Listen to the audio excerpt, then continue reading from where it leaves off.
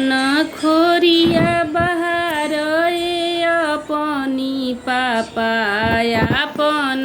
खोरिया बहार अपनी पापा अवतारे दुलाहा दामाद लाला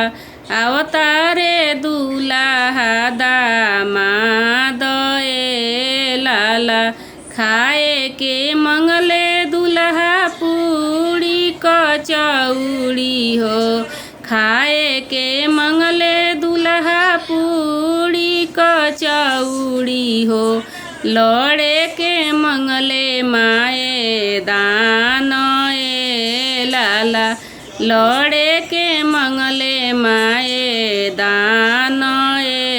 लाला आपन खोरिया बहार अपनी चाचा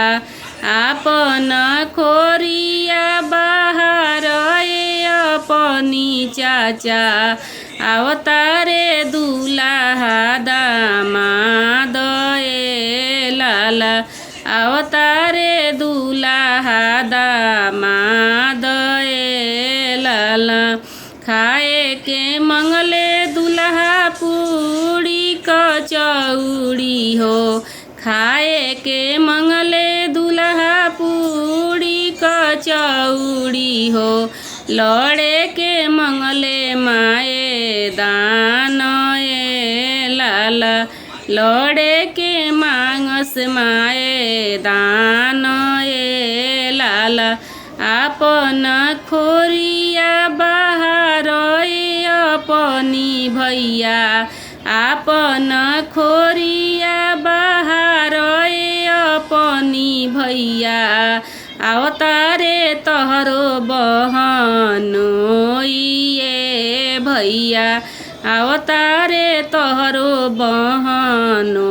ये भैया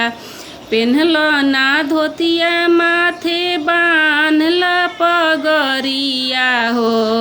पेन्हल ना धोतिया माथे बान्हल पगरिया हो चल करे रउआ दोवर पूजाए पापा करली ना रउआ दोवर पूजाए पापा कली ना रउआ दोवर पूजाए पापा।